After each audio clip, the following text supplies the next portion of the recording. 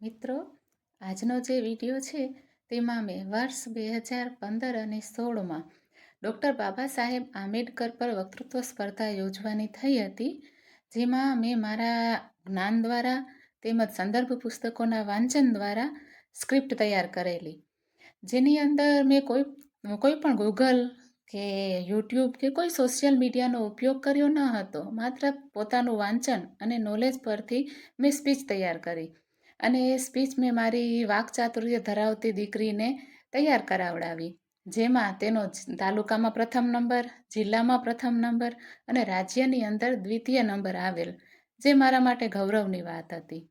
અને મારી આ જે સ્પીચ હતી તેને ડાયટના પ્રાચાર્ય સંજય ઠાકર સાહેબ દ્વારા તેમજ અશ્વિન પટેલ સાહેબ દ્વારા ખૂબ વખાણવામાં આવી હતી. અને તેના માટે મને અને મારી દીકરીને બંનેને ડીપીઓ સાહેબ દ્વારા સન્માનિત કરવામાં આવી હતી, જે મને મારા માટે ખૂબ ગૌરવની વાત છે. તો હું ફરીથી એ મારી યાદો તાજી કરી અને આપની સમક્ષ રજૂ કરવા માંગુ છું.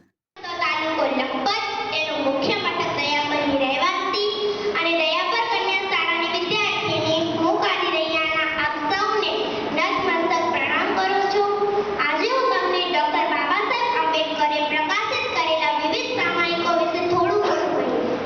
कुछ लोग ऐसे होते हैं जो मौसम के तेवर पर बदल जाते हैं और कुछ लोग ऐसे भी होते हैं जिनके तेवर पर मौसम बदल जाते हैं. આ પંક્તિને સિદ્ધ કરનારની એક વ્યક્તિ સવાસો વર્ષ પહેલા એટલે કે 14 એપ્રિલ 1891ના દિવસે જન્મી હતી. આ બાળક બરોબર 12 વાગે જન્મ્યું હતું અને તે પણ મૂળ નક્ષત્રમાં. આ નક્ષત્રમાં જન્મનાર બાળક અપશુકુન્યાળ હોય એવી ત્યારે માન્યતા હતી.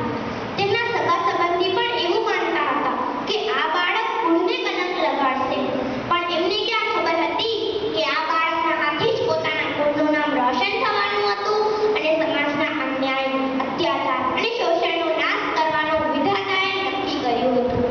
એ બાળકને બીજું કોઈ પણ નહીં પણ આપણા ભારતના બંધારણના ઘડવૈયા ડૉક્ટર બાબા સાહેબ આંબેડકર. તેમનો જન્મ 14 એપ્રિલ 1891ના દિવસે મધ્યપ્રદેશના મહુ ગામમાં થયો હતો. તેમના પિતા શ્રી રામજી આંબેડકર તે લશ્કરમાં નોકરી કરતા હતા અને તેમની માતા ભીમાબાઈ તે ખૂબ ધાર્મિક સ્ત્રી હતા. બાબા સાહેબના માતા પિતાને કુલ 14 સંતાનો હતા અને બાબા સાહેબ એ 14મા હતા. સમુદ્ર મંથન વખતે દેવ અને દાનવોએ 14 રત્નો મેળવ્યા હતા. એમાંનું 14મું રત્ન એટલે અમૃત. અમૃત એટલે મૃત્યુ પામેલાઓને સજીવન કરનાર. બાબા સાહેબના રૂપમાં સમસ્ત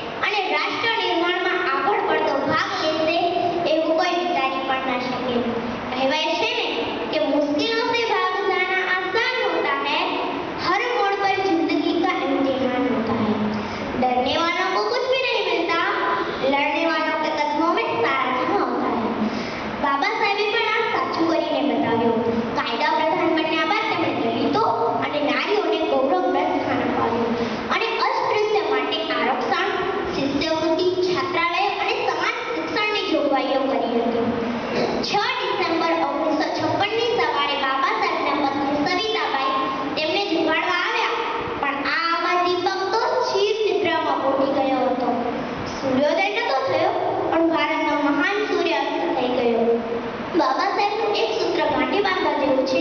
તેમણે કહેલું છે કે શિક્ષિત બનો, સંગઠિત બનો, સંઘર્ષ કરો, સ્વાવલંબન જ સાચી સહાય છે.